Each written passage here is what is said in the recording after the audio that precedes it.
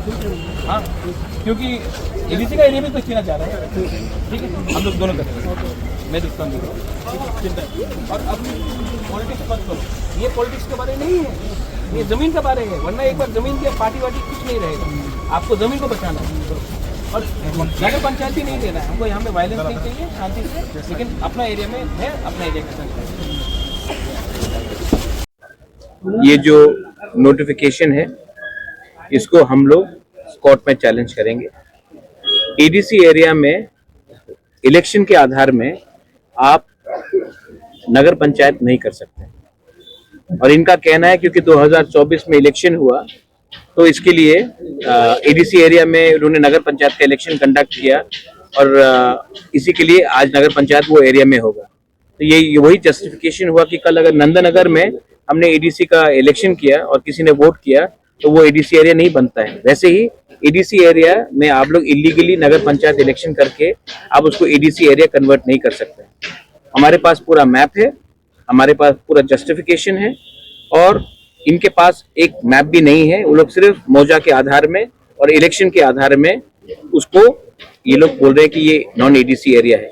ये दखल है और इस दखल का हम अपोज करेंगे on the ground, on the with the public and in the courts also.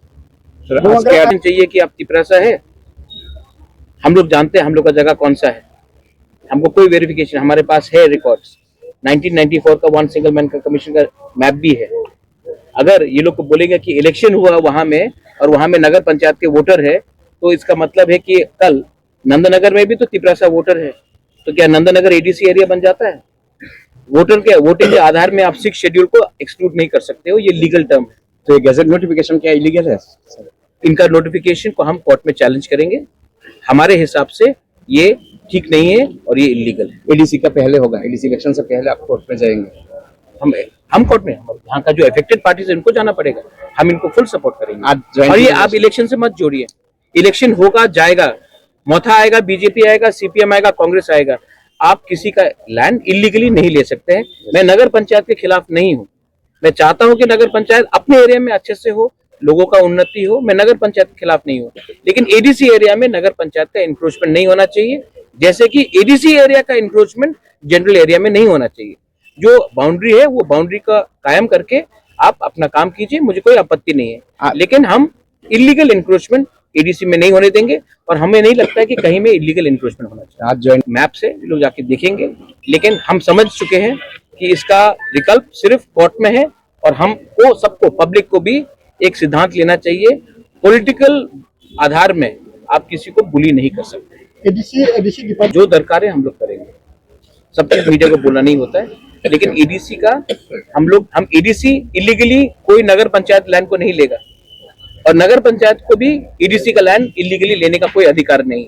कानून से चले, हम लोग अपना जगह नहीं देने वाले। जीटीएडीसी का तो हाइपोथेटिकल है, लेकिन मुझे लगता है कि हमें जो कानून बताता है उसी के थ्रू जाना चाहिए, और कानून ने क्लियरली डिमार्केट और क्लियरली बताया है कि एडीसी इलाका में नगर पंचायत नहीं होगा, और नगर पंचायत एडीसी एरिया में भी नहीं होगा।